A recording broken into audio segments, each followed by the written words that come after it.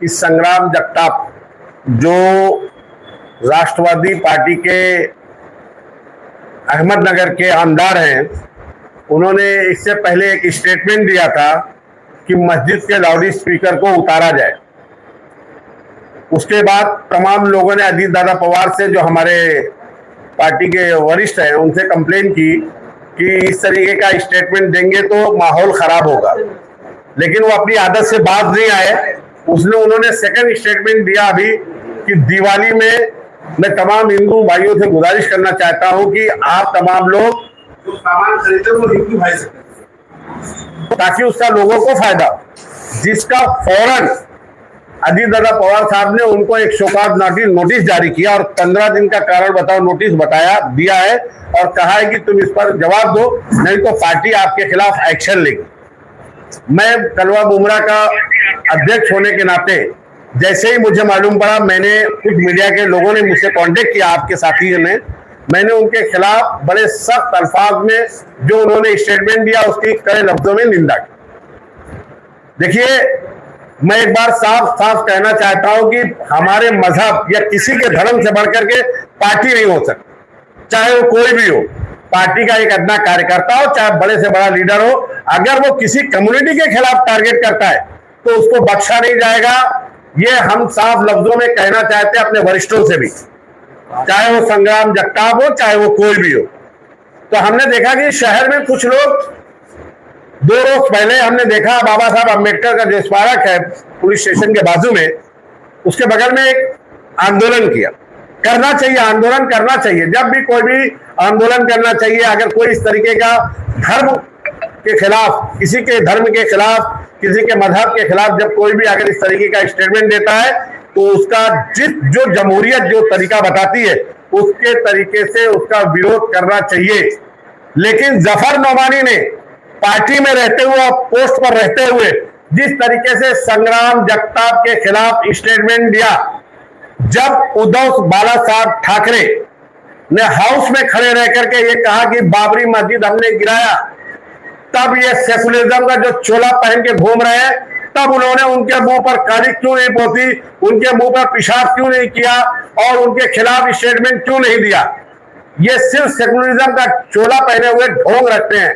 दूसरी बात, कांग्रेस के एक आमदार ने विशालगढ़ की दरगाह पर उसका डेमोलेशन का लेटर दिया, उसके खिलाफ इन्होंने कोई स्टेटमेंट नहीं दिया।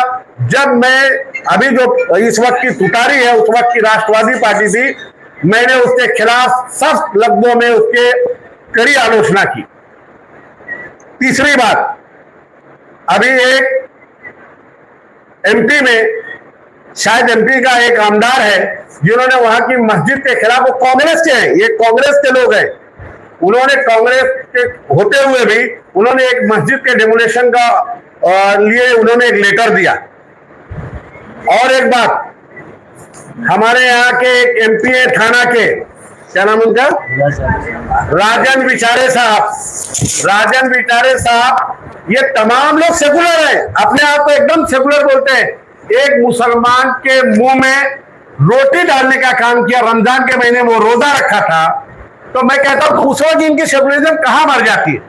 संग्राम जगताप को मैं आज बोलता हूं, आज अगर मुझे दिख गया तो सबसे पहला टमाटर जफर नोमानी मारेगा, पार्टी को कहीं भी बाद में देखेगा कि वो पार्टी का क्या स्टैंड है, उसके मुंह पे काली पोतूंगा, मैं पोतूंगा अगर मुझे दिख गया तो।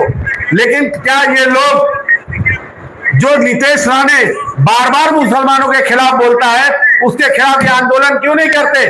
सबसे अहम बात, हमको डराते हो। अभी एमपी के इलेक्शन में राज ठाकरे साहब कलवा में आके स्टेटमेंट देते हैं कि मुमरा में इशरत जहां मरहूम का नाम लेकर के बोलते कि वो एक आतंकवादी थी। आपके बाजू में बैठा हुआ जो मुमरा का आदमी है वो आतंकवादी हो सकता है, उसके खिलाफ उसके साथ में बैठ करके आप प्रेस कॉन्फ्रेंस करते हो, तो आपके लोग कहां चले जाते हैं, तब आपकी सेकुलरिज्म कहां मर जाती है। आपने उसके खिलाफ क्यों नहीं उसको स्टेटमेंट दिया। अविनाश यादव मुमरा में आकर के दरगाहों का लेटर देता है, जो पहाड़ पे दरगाह है, और यहाँ आकर के चैलेंज करता है कि मैं आकर के दारू फला और वहां के मस्जिदों का भोंगा निकालूंगा, तब आपकी सेकुलरिज्म कहां मर जाती है। संग्राम जगताप हो उद्धव बाला साहब ठाकरे हो, मिलिंद नार्वेकर हो, उन्होंने मिलिंद नार्वेकर ने अपना स्टेटस लगाया 6 दिसंबर, जो मुसलमानों के लिए बहुत ही तकलीफ का दिन है। बाबरी मस्जिद को शहीद कर दिया गया, वो अपने स्टेटस पे स्टेटस लगाते हैं और स्टेटस लगाने के बाद बोलते हैं कि विजय दिवस। और जो लोग यहाँ पर आंदोलन करते हैं वो उन्हीं के साथ में बैठ के सरकार में बैठे हुए हैं, उनके खिलाफ क्यों नहीं बोलते? और जब थाना का अध्यक्ष बनाने की बात आती है, लोग हम कहते हैं कि शमीम खान को क्यों नहीं बनाते? तुम लोग अपने आप को बहुत सेकुलर बोलते हो ना, तो शमीम खान क्यों नहीं, सैयद अली अशरफ क्यों नहीं, शाहनू बरान क्यों नहीं? वही जिसके ऊपर मंदिर का 3 करोड़ रुपए का पैसा चोरी करने का इल्जाम है, इल्जाम नहीं है, उसका चार्जशीट में नाम है, उसने सुप्रीम कोर्ट से उसका बेल लिया है, सुप्रीम कोर्ट से, उसको तुम थाना शहर का अध्यक्ष बना देते हो। ये कौन सी राजनीति है? वो एक तरफ बोलते हैं कि मैं, हमको मुसलमानों से बड़ी मोहब्बत, तो ये कौन सी मोहब्बत? शमीम खान को क्यों नहीं?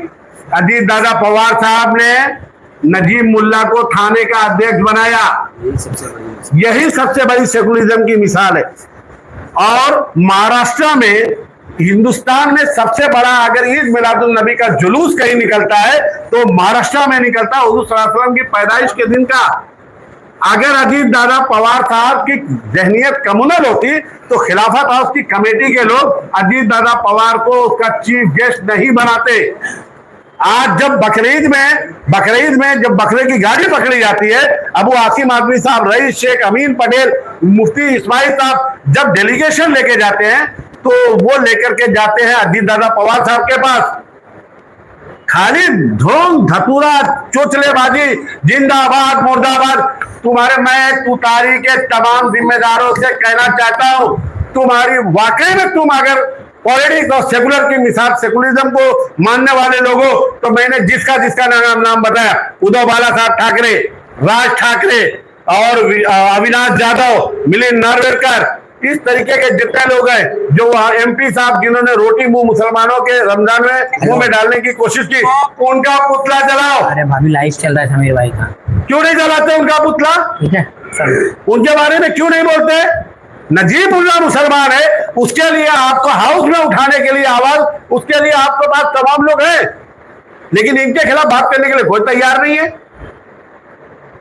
इसीलिए हमने ये प्रेस कॉन्फ्रेंस को रखा था। अगर आपके कुछ सवाल है तो आप पूछ सकते हैं। आप लोग भी कह रहे हैं कि आप लोगों की पार्टी जो है सेकुलर है, आप जैसे दूसरे को कह रहे हैं कि वो लोग क्यों नहीं जला? जफर नोमानी ने कम से कम कहा तो, स्टेटमेंट दिया है, पार्टी को अपनी जगह रखो। जफर नोमानी तो अभी भी चैलेंज करके बोल रहा है, ये सिर्फ आकर के मुर्दाबाद, ये मैंने जितने लोग का नाम लिया है, ये उद्धव ठाकरे का खाली खड़े होकर के बोले मुर्दाबाद, खाली कह के बतावे, ये मिलिंद नार्वेकर को मुर्दाबाद कह के बतावे। और अच्छा, सारे आंदोलन सिर्फ मुमरा में, अगर तुमको बहुत हिंदू मुसलमान की एकता की आप मिसाल की फिक्र है ना, तो एक प्रोग्राम कलवा में क्यों नहीं करते? सारे आंदोलन हमेशा लेट क्यों होते हैं? जो मुद्दा होता है वो गुजर जाने के कई दिनों बाद ही एक्चुअली उनके पास, देखिए, कुछ शहर में बचा नहीं, प्लेग्राउंड गायब, कचरा रोड पे पड़ा हुआ है, कचरे का मुद्दा ऐसे ही पड़ा हुआ है, टोरेंट ऐसे ही पड़ी हुई है, मतलब शहर में इनके पास बोलने को, जवाब देने को कुछ बचा नहीं है।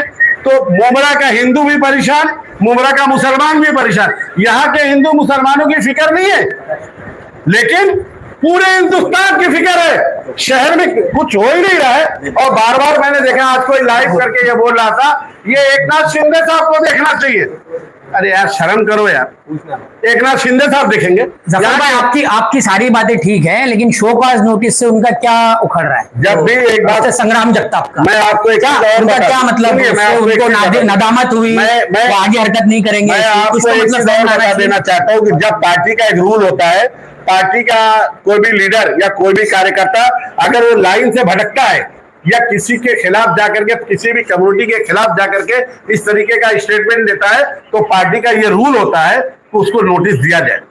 अगर वो अपनी बात से वापस बात नहीं आता तो उसको पार्टी से निकाल देना चाहिए। हम तो खुद कहते हैं, कल नहीं आज निकाल दो, उसको निकाल दो। अगर उसने बराबर प्रॉपर जवाब नहीं दिया, अपनी आदत से बात नहीं आया, तो उसको निकाल जाना चाहिए। 2 नोटिस तो दे चुके हैं ना, 2 नोटिस है, बस खत्म। 15 दिन का उनको टाइमिंग दिया गया है। अगर वो प्रॉपर जवाब नहीं देते तो हमारी ये मांग है कलवा मुमरा विधानसभा की पूरी टीम की तरफ से, और खासकर मैं मुस्लिम कम्युनिटी होने के नाते मैं ये साफ लफ्जों में कहना चाहता हूँ, अजीत दादा पार्टी पवार को ऐसे लोगों को फौरन पार्टी से निष्कासित कर देना। कहीं ऐसा तो नहीं कि संग्राम जगताप के जो विवादित बयान देते हैं उनका पार्टी का रुख को बदलना का? देखिए, ये संग्राम जगताप का व्यक्तिगत स्टेटमेंट है। पार्टी के लोग अगर इस तरीके की बात होती तो अजीत दादा पवार उसको ना अकेले में बुला के बोलते। उन्होंने मीडिया में कहा है, मीडिया में कड़े अल्फाज में कहा है, तमाम एमपी एमएलए की मीटिंग बुलाई उन्होंने, और मीटिंग में बुला करके कहा और नोटिस दिया, और ऑन कैमरा कहा है, अकेले में नहीं कहा। इनके यहाँ थोड़ी नहीं, घर में बुला करके हाथ पैर जोड़ करके माफी मांग लो। जैसे कि अभी आप ग्राउंड के बारे में देख लो, ग्राउंड का क्या हुआ, एमसीए को दे दिए। एमसीए को देने के लिए एकनाथ शिंदे साहब अच्छे, गुस्ताखे रसूल खत्म। एकनाथ शिंदे साहब की तारीफ करो, इलेक्शन में वो गुस्ताखे रसूल, और वो आदमी जब मुमरा शहर के लोगों की छत बचाता है तो हमारे शहर के लोग बोलते हैं वो मसीहा है। अब इलेक्शन में देखते फिर क्या हो जाता है। अभी कारपोरेशन का इलेक्शन आने वाला है, फिर देखते क्या हो जाएगा। अभी आपने कहा कि पूरी टीम जो है अगर वो डिमांड करेगी अजीत पवार से कि उसको पार्टी से निकाला जाए, यस, अगर डिमांड पूरी ना हुई तो वो पार्टी के वरिष्ठों से बात करेंगे कि रीजन क्या हुआ नहीं निकालने का। देखिए, हम लोग पार्टी का एक पार्ट है, जो भी डिसीजन लेना है वरिष्ठों को लेना है। मैंने कहा कि अगर वो इस तरीके की हरकत बार बार करते हैं तो उन पर पार्टी को सख्ती से संज्ञान लेना चाहिए, ये हम आज भी कह रहे हैं। लेकिन मैं ये कहना चाहता हूं, ये अविनाश यादव का कब पुतला जलाएंगे? उसके साथ में बैठ करके कारपोरेशन की मीटिंग कर रहे हैं गठबंधन की, मुमरा वालों को फिर कैसे दिखाएंगे मुंह कि वो गुस्ताखे रसूल है। वो तो भोंगा उतार रहा था मस्जिदों का, वो तो बोला था दरगाह शहीद कर देंगे, एक आदमी बोलता बाबरी मस्जिद शहीद कर देंगे, एक आदमी बोलता 6 दिसंबर को विजय दिवस मानते हैं, एक आदमी मुसलमान रोजदार है, उसके यहाँ का इनका आमदार जो युवाटा का आमदार वो एमपी है, वो उनके मुंह में रोटी डालता है। अरे उनका पुतला कब जलाओगे? कहा है शहर के सेकुलर की बड़ी बड़ी बातें करने वाले ये ढोंगी लोग हैं। मैं साफ लफ्जों कहता हूं, इनकी ताकत नहीं है जलाते हुए, क्योंकि उनको मालूम है, क्योंकि जफर नोमानी, नसीर खान, डॉक्टर मुमताज शाह, अशरीन दाऊद, इब्राहिम दाऊद, रूपाली गोडे सब खुद के सक्षम है। ये उनके बगैर जितने इनको पाठ पढ़ा करके भेजा जाता है उतने ही पाठ ये लोग वहां पर करते हैं, उससे ज्यादा कर ही नहीं सकते। जफर नोमानी को किसी से पूछने की जरूरत भी नहीं पड़ती। जफर नोमानी ने देखा कि संग्राम जगताप ने हमारी कम्युनिटी के खिलाफ गलत बोला है, अगर वो हिंदू समाज के भी बारे में गलत बोलता तो जफर नोमानी का यही स्टैंड होता। आपने कहा कि एमसीए को जो मैदान दिया गया है, जो अभी चल रहा है, तो आप जब इस वक्त आप पार्टी में थे, आपने मैदान की जो आवाज क्यों नहीं उठाई? आपको जानकारी के लिए बता दूं कि मैं अभी आपको बता दूं कि हमारे पास 1.5 करोड़ रुपए का 2024 का 1.5 करोड़ रुपए का उसका बजट है। लेकिन यहाँ तो यही है ना कि मैं कुछ मैं आपको बता दूं मैडम, जो ये एमसीए तो देखिए, जब उसका रिजर्वेशन चेंज नहीं हुआ था, जब एमसीए की बात नहीं हुई थी, तब उसका रिजर्वेशन प्लेग्राउंड का था। मैदान के लिए इतने बच्चे युवा जो है रास्ते पे उतरे, इतने सालों में आपको मैदान देने की याद की? जफर नोमानी नगर सेवक पहली बार का है, आमदार साहब 4 बार जीते।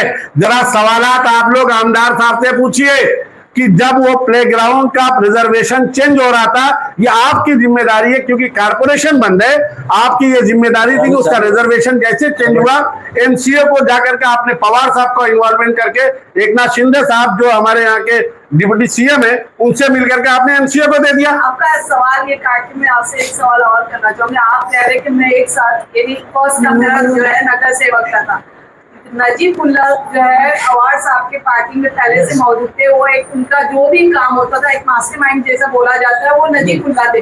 उस वक्त नजीबुल्ला ने क्यों नहीं ये मैदान? नजीबुल्ला साहब ने, जब इसका रिजर्वेशन ऑलरेडी है, ये एक चीज, ये माइक है, जब तक ये माइक को चेंज नहीं कराया जाएगा या तोड़ा नहीं जाएगा, जब तक ऑब्जेक्शन तो होगा नहीं। ये अभी चेंज किया गया है, ये रिजर्वेशन अभी चेंज हुआ है ना मैदान लाने की भी बात करें कि उस वक्त क्यों नहीं मैडम, मैदान का रिजर्वेशन था, ऑलरेडी था। अभी तो मुख्यमंत्री आप, उप मुख्यमंत्री तो आपके हैं ना। मुख्यमंत्री हमारे, आप देखिए अभी तो मतलब हो सकता है ना। 1,00,000% आपकी बात मानते हैं कि अलायंस में मुख्यमंत्री जी हैं, हम इससे इनकार नहीं करते, लेकिन जो लोकल आमदार होता है बगैर उसके इंटरफेयर के कोई भी काम आप नहीं कर सकते। अभी एमसीए का मैदान तो आ गया, आप इसको रोकने की किस तरीके से? देखिए, एमसीए का मैदान मैं आपको बता देना चाहता हूं कि आप लोगों का एक चीज और बता देना चाहता हूं। मौलाना अबुल कलाम आजाद स्टेडियम में एमसीए की 4 पिच रेडी हो गई, 5। जब एमसीए की मौलाना अबुल कलाम आजाद स्टेडियम में पिच रेडी हो गई तो इसका रिजर्वेशन चेंज करके या एमसीए को क्या जरूरत थी देने की? स्टेडियम में आया है। हाँ, देखिए स्टेडियम में आ गया है तो इसको देने की जरूरत ही नहीं थी। और हमारे पास डीआर है 1.5 करोड़ रुपए का, हमने डीआर लाया। हमने इलेक्शन में ऐलान किया था नजीमुल्लाह साहब ने कि 1.5 करोड़ रुपए का बजट हम 2 महीने में प्लेग्राउंड देंगे, लेकिन इनको लगा कि नजीमुल्लाह क्रेडिट ले लेगा। अरे नजीमुल्लाह राबौरी के लिए नहीं ला रहा था, नजीमुल्लाह मुमरा कौसा के बच्चों के लिए, बच्चों के जो क्रिकेट खेलते हैं उनके लिए ला रहा था, उनके लिए था। इनका पेट दुखने लगा, इन्होंने प्लान बनाया जैसा कि मित्तल का वारा न्यारा हुआ पूरा मित्तल का। हमने आपको जानकारी के लिए बता दूं कि आप शायद आपको नॉलेज होगा, हमने एक लेटर जैसे ही इन्होंने एमसीए को दिया, हमने एकनाथ शिंदे साहब से मुलाकात की, उसका लेटर हमने उसके अगेंस्ट में हमने उसका विरोध जताया, हमने उनको उसका लेटर दिया। हमने कहा कि सर ये मुमरा कौसा के मुस्तकबिल से खिलवाड़ किया जा रहा है, मुमरा कौसा में कोई भी ओपन ग्राउंड नहीं जहाँ बच्चे जाकर के खेले, आप इसको विचार करिए। उन्होंने उस पर मार्किंग किया, रिमार्क किया और कहा कि हम इस पर विचार करेंगे। आप बताइए, जिस तरह से बताया जा रहा है कि स्टेडियम में भी की रेडी होगी, इसके अलावा और जो एमसीए का मैदान मिलता है, तो इसके बारे में आपकी पार्टी ने कुछ बात पुरावा किया है? कितना डिटेल है, ये क्या मिल रहा है, कैसे मिल रहा है, क्या बच्चों को इसमें बेनिफिट होगा, वो जाकर खेल पाएंगे? बिल्कुल बिल्कुल। ये तो एक चीज की तो मुझे खुशी है कि इत्तेहाद क्रिकेट एकेडमी 8 साल से लगातार सीजन क्रिकेट का जो सीजन क्रिकेट स्टेडियम में लाने वाला मैं, और उसके साथ में मेरा सहयोग पूरा ज्यादा मुमरा के डॉक्टरों ने दिया और सीजन क्रिकेट खेल रहे। और उस दिन आमदार साहब की मैंने प्रेस कॉन्फ्रेंस देखा, उन्होंने बोला कि मुमरा के 6 बच्चे सिलेक्ट हुए, लेकिन अफसोस कि उन्होंने जहां से सिलेक्ट हुए, जिन लोगों ने मेहनत की, उनका नाम नहीं लिया। और ये जो सारी बातें जफर भाई या सारे लोग, जो पूरी टीम है ना, ये मकसद हो रहा है कि हम आए थे मुमरा का खिदमत करने के लिए, डेवलपमेंट करने के लिए हमारी टीम आई है। इनकी तरह स्टैंडबाजी और दिखावेबाजी के लिए नहीं आई है, पूरी टीम मुमरा में काम हो रहा है। उस काम को रोकने के लिए 9 महीना पहले जो इलेक्शन हुआ, जिस तरीके की स्टैंडबाजी और दिखावाबाजी करके, सेकुलरिज्म के नाम पर ढोंग करके जिस तरीके से वोटरों की चोरी किया इन्होंने, उनको दिमाग को डिस्टर्ब करके, वही चीज कारपोरेशन के इलेक्शन में करना चाहते हैं, क्योंकि मुमरा में लोग बदलाव चाहते हैं। नजीमुल्लाह साहब और नजीमुल्लाह की पूरी टीम हर वार्ड के अंदर काम कर रही है, खिदमत कर रही है। ये जीरो है, ये जीरो है, सिर्फ दगाबाजी। अब सोचते हैं किस तरीके से मुमरा के लोगों को फिर उसी तरफ ले जाया जाए, इसीलिए ये सब सारी चीज कर रहे हैं। और सवाल तो सच्चाई, जब आप एमसीए के नेट स्टेडियम में आ गए तो मुमरा का ग्राउंड, जो बच्चों का फ्यूचर जो गिरवी रख के दिया गया, वो देने की कुछ जरूरत नहीं। जब स्टेडियम में आप लोगों से गुजारिश करूंगा, आप तमाम पत्रकार भाइयों से, कि आप स्टेडियम में जाके देखिए, 5 pitch MCA Mumbai cricket association की आ चुकी है।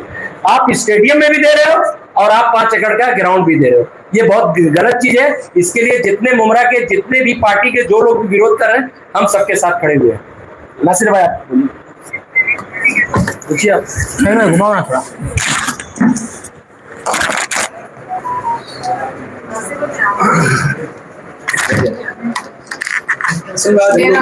जमा हुए थे, आप लोगों को दिया गया शहर को,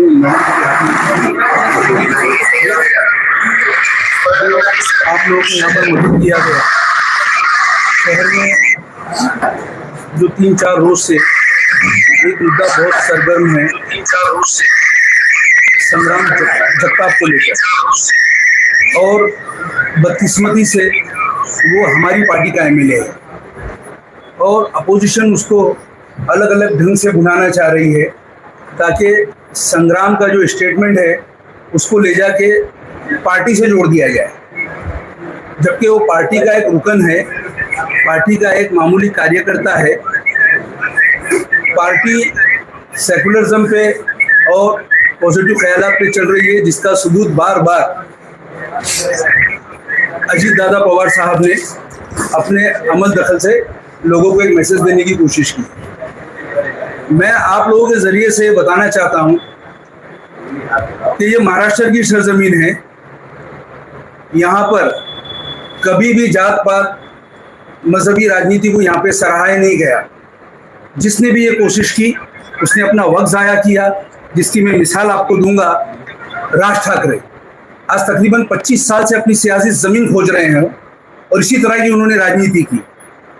कभी अजानों पे ऑब्जेक्शन, कभी मस्जिद के बाहर नमाज पढ़ने पे ऑब्जेक्शन, कभी आपने देखा कि मतलब भोंगों पे ऑब्जेक्शन, कभी हमारे यूपी के गरीब मुसलमान या और भी अदर्स मतलब जो है ना मज़हब के लोग जो यहाँ पे कारोबार अपनी रोजी रोटी के लिए अपने बच्चे पालने के लिए यहाँ पर आते हैं, उनके साथ में मारधाड़ करना और बेतहाशा उनको मार कर जो है मतलब उन्होंने कोशिश की कि किसी तरह से मैं महाराष्ट्र में हावी हो जाऊं, लेकिन उनको कभी महाराष्ट्र के लोगों ने मौका नहीं दिया। लबोलबाब ये है कहने का कि जिसने भी इस तरह की एक्टिविटी की राजनीति में, देखने में ये आया है कि महाराष्ट्र में उसने खुद अपनी सियासी कब्र खोद ली। भाई ने सवाल किया कि शोकॉज नोटिस से उसका क्या होगा।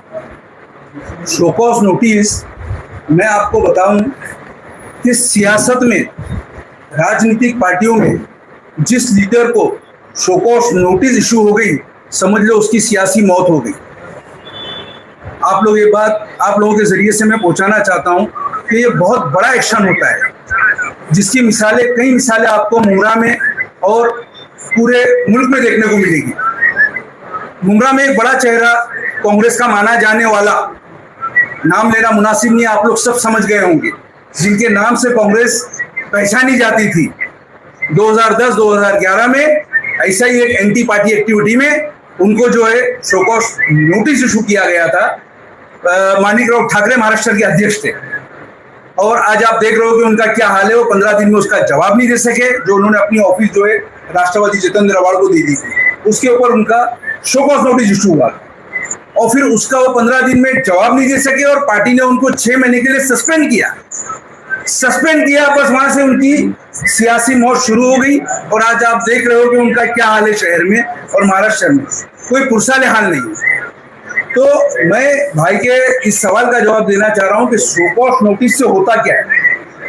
भाईजान, ये बहुत बड़ी एक जो है ना सजा है एक पॉलिटिशियन को, जब उसका हाईकमान उसको नोटिस इशू करता है और उस जवाब से वो मुतमईन नहीं कर पाता, यानी समझ लो उसका सवाल चालू हो गया, सियासी सवाल चालू हो गया।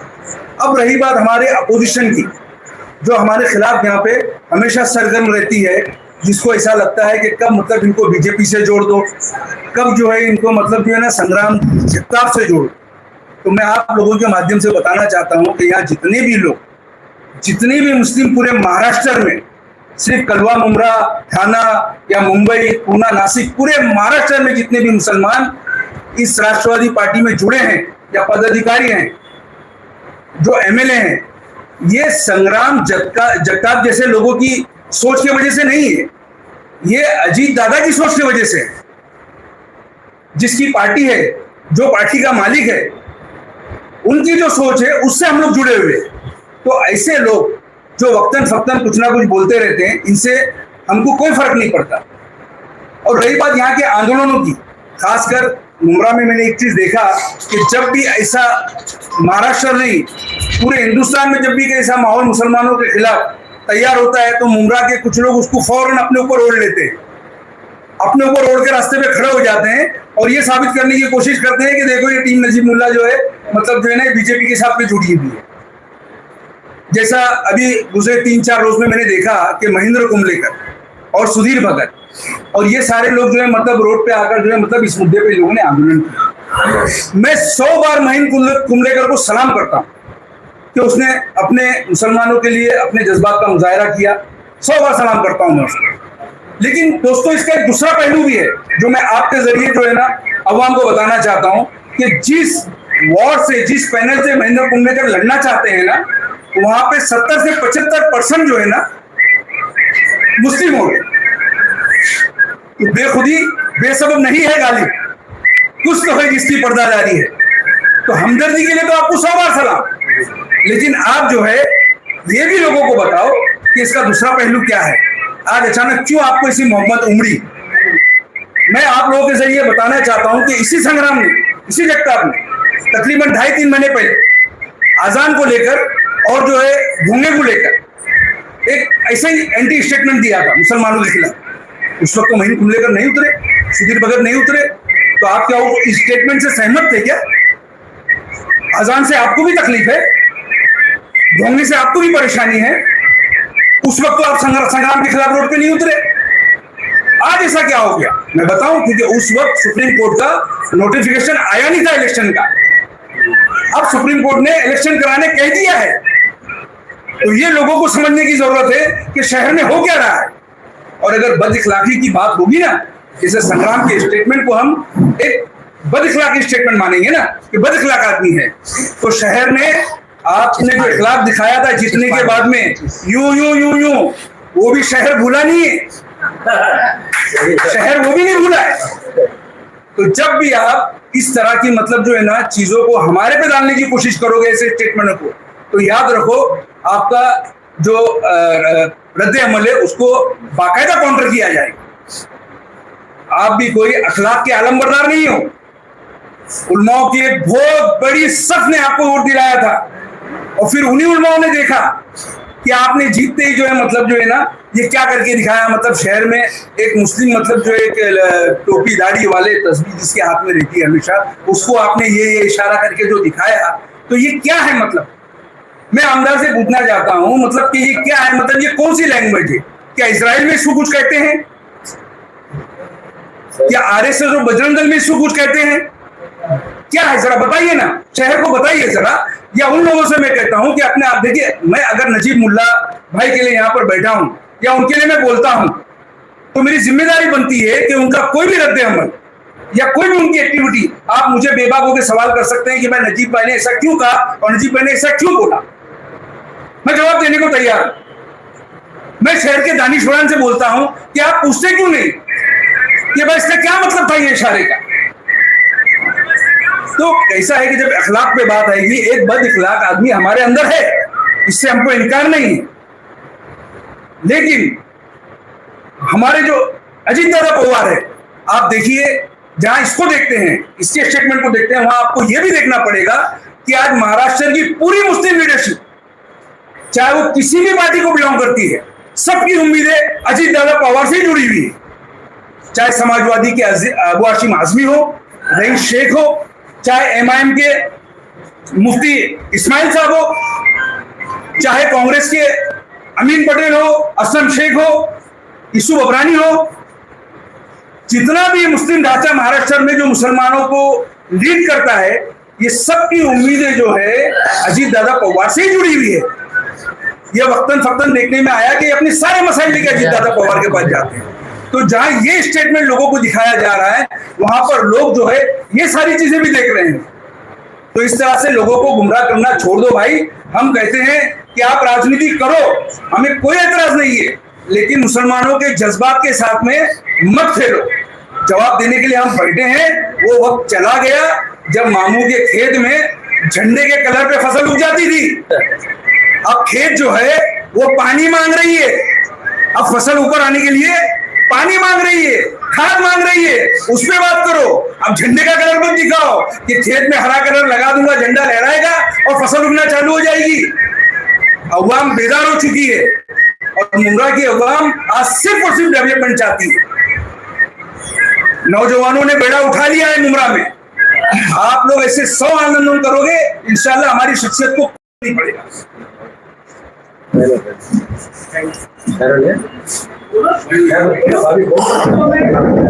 एक मिनट भाभी बोलेंगे।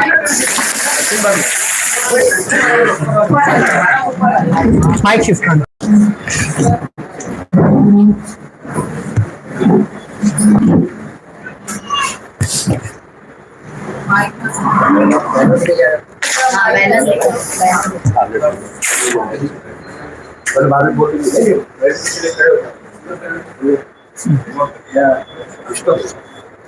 माइक उधर दिए ना।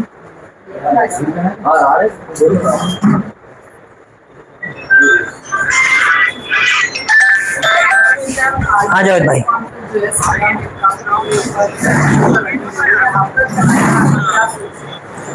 अस्सलामुअलैकुम। कौन सा वीडियो भाई? ऐसे बेकार लोगों के लिए हमारे पास कुछ भी अल्फाज नहीं हाँ, है। हाँ, जैसे मैं आके कि मिलूंगा ना, मैं जैसे अभी लोग किधर है? फिर किड्स मैया है और भी बहुत सारे लोग हैं जिनको सिर्फ और सिर्फ जात धर्म की राजनीति दिखती है। मुझे तो ऐसा लगता है कि उनको बीजेपी ज्वाइन करना है, इसके लिए वो बीजेपी के विचारधारा पे चल रहे हैं और हमने ऐसे इंसान का विरोध किया है और हमारा विरोध का बैनर भी देखिए बना हुआ है। और हम सिर्फ किसी एक के लिए ही ऐसे प्रेस कॉन्फ्रेंस करके एक्टिंग नहीं करते हैं, किसी मतलब सिर्फ शहर का माहौल खराब किया जाए।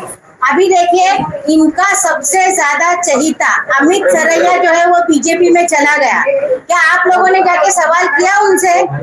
हाँ, ये है कि क्या उसको सुहास देसाई साहब अगर हमारी पार्टी में आए तो लोगों ने सवाल किया कि सुहास देसाई आपकी पार्टी में आए, लेकिन अमित सरैया बीजेपी में चला गया तो किसी ने सवाल किया क्या अंदर से कि क्यों गया करके बीजेपी में?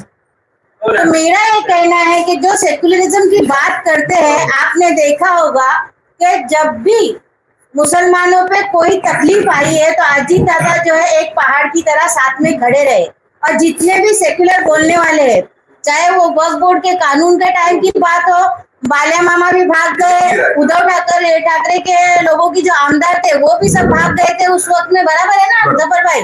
और इनके भी लोग भाग गए थे उस वक्त। वक्फ बोर्ड के जो कानून का टाइम था उस वक्त में जब कमेटी बनी तो अजीत दादा की वजह से ही ये कमेटी बनी थी। उस वक्त भी अजीत दादा ने ही मुसलमानों का साथ दिया था। अभी जो जानवरों को लाने ले जाने में लोगों को मारपीट हो रही थी, खास करके मुसलमान भाइयों के साथ में, उस वक्त भी लोग जो है अजीत दादा के पास ही गए थे। हम जो है अजीत दादा की विचारधारा से जुड़े हुए लोग हैं। अभी इन लोगों को जो है शहर का माहौल खराब करना है, मुमरा के खास करके लोगों को, तो वो लोग सिर्फ और सिर्फ ये जताने की कोशिश कर रहे हैं कि अजीत पवार जो है बीजेपी से जुड़ा हुआ है। देखिए, हर कोई अपनी सत्ता बनाने के लिए किसी न किसी पार्टी से ज्वाइन होता है। इसका मतलब ये नहीं है कि वो उसकी विचारधारा से मिला हुआ है। जैसे कि ठाणे महानगर पालिका में 20 साल से जो है सत्ता शिवसेना की है, लेकिन उसको दूसरी पार्टियां भी तो ज्वाइन करती है ना, तो इसका मतलब ये है कि वो पार्टियां छोड़ के शिवसेना में चली गई है? नहीं, हमने जो है पार्टी को समर्थन दिया है। इसका मतलब ये नहीं है कि हमने उनकी विचारधारा अपनाई है। अगर वो गलत करेंगे तो जाहिर सी बात है कि हम सब आवाज उठाएंगे, और अगर जरूरत पड़ी तो चाहे हिंदू धर्म की बात हो या फिर वो लोग जो है दलित समाज पे अगर उन लोग नाइंसाफी उनके साथ में करेंगे या किसी और भी समाज पर, तो हम लोग पार्टी भी छोड़ देंगे। ऐसा नहीं है हम लोग जो है उनकी हर बात को हाँ हाँ सर झुका के कबूल करेंगे। अगर वो गलत करेंगे तो हम उनका जवाब उनको देंगे, लेकिन जो लोग शहर का माहौल खराब करने की कोशिश कर रहे हैं उनको मेरा ये कहना है कि जब नीतीश राणे ने गलत बात की थी, जब दूसरी पार्टी के लोगों ने, तो क्या आपके इसमें ताकत नहीं थी? क्या आप फडणवीस का पुतला जलाए? हाँ, दिन के वक्त में आप लोग बड़ी बड़ी बातें करते हो, रात में जाके उन लोग से मिलते हो। शिंदे साहब के यहाँ पे आप लोग रात में जाके देखो, इन्हीं के कई लोग अपने कामों से वहां पे खड़े रहते। तो क्या समझे हम इनको? हम तो ऐसा गलत कुछ कर नहीं रहे, और हमने जो है अपने मफाद के लिए पार्टी छोड़ के हम लोग कहीं गए नहीं है। हम लोग राष्ट्रवादी में थे, राष्ट्रवादी में हैं, लेकिन इन्हीं के घर का बच्चा इन्हीं के साथ बड़ा हुआ, जिसके पास इन्हीं ने उसको बड़ा किया। कौन सी पार्टी है उसकी? महामुमरा देवी, नई पार्टी आई, महामुमरा देवी है, जो भी है XYZ, मुमरा में लाए, उसको करोड़पति बनाया, उसको आज वो अपने फायदे के लिए बीजेपी में गया। क्यों उसको गद्दार नहीं बोल रहे? क्यों हमारे मुमरा के जो पीछे बड़े बड़े नेता है क्यों आवाज नहीं उठा रहे? आज क्यों खामोश बैठे हो? अभी आप बताओ, अभी क्या उनका नाम जिनको अध्यक्ष बनाया गया, अभी जिनके ऊपर केसेस है, उनको माइनॉरिटी का अध्यक्ष अभी जो बनाया गया मनोज प्रधान को, हाँ, तो अभी हमारे शमीम भाई को या फिर हमारे भाई साहब को, हमारा शानू है, उसको क्यों नहीं बनाया गया? मुसलमानों के साथ नाइंसाफी क्यों? उनको भी तो बना सकते थे। मंदिर का चंदा चोरी करने का मतलब जहाँ पे अगर बड़ा कोई पोस्ट देना है करना है तो उनके लोग, लॉलीपॉप देना है तो है हमारे मुमरा वाले जिंदाबाद मुर्दाबाद करने वाले लोग। तो इनको भी समझना चाहिए कि भाई हम लोग क्या कर रहे हैं और किसके साथ कर रहे हैं। तो बराए मेहरबानी मुमरा वालों को बेवकूफ मत बनाओ, और जो है धर्म और धर्म की राजनीति करो ही मत तुम लोग। पहली बात तो ऐसा ही नहीं कहा कि मैं जो पार्टी में आ रहा हूँ विकास कामों की वजह से आ तो मैं रहा हूँ, तो यानी उनका वहाँ पर विकास। मैडम आप समझ ही रही होंगी कि आज नजीब मुल्ला टीम बेधड़क होके काम कर रही है और इनके पास अभी मुद्दे बचे नहीं है। एक वक्त था भाई कटोरा लेके भीख मांग रहे थे कि बजट दो पैसा दो, और आज बोल रहे हैं काम हम कर रहे हैं। तो बोलते ना मेहनत करे मुर्गा अंडा खाए फकीर, जाते हैं नारियल फोड़ते क्रेडिट लेते अरे हमने किया। भाई तुम खुश हो, खुश रहो, हमारा काम है जनता की सेवा करना, हमें क्रेडिट नहीं चाहिए, आप क्रेडिट में खुश रहो। तो जब इनका बजट ही नहीं है तो ये काम कैसा करा रहे? मैम आज आपको पता चल गया होगा कि हकीम अजमल खान हॉस्पिटल में जो है शानवी मैम के साथ जो वाकया हुआ, इसमें जो है आसिफ के बारे में जो आसिफ ने किया, और साथ ही साथ एक और मुद्दा चल रहा था कि ये शाम में जो है वहाँ पर हॉस्पिटल में शौचालय को बंद किया जाता है। तो ये आखिर ऐसी क्या वजह है जो शौचालय को बंद करना पड़ा? और ये तो मैडम देखिए वहाँ पे हम लोग विजिट करेंगे, क्या हुआ है उसकी भी मुझे सही हकीकत मालूम नहीं है, क्योंकि हम भी हेड ऑफिस में थे, कुछ वजह से नालों के काम वगैरह शुरू करना है हमको भी, तो उसकी पूरी जानकारी लेके हम बताएंगे। और उनका वो पर्सनल कुछ झगड़ा है, और आपके ऑफिस उसमें में कुछ कुछ पार्टी से कचरे का अंबार जो नजर आता है उस पर आप क्या इस पे दिया है सुबह में बाइट हमारे लोगों ने। कहेंगे? इस पे तो मैं कई मरतबा वो जो क्रिस्टल कंपनी भी उनकी, डंपर भी उनके, सुपरवाइजर भी उनके, पैसा भी उन्हीं के अकाउंट में आता है, फिर भी लोगों तक पैसा नहीं पहुंचता है, तो क्या कर सकते हैं?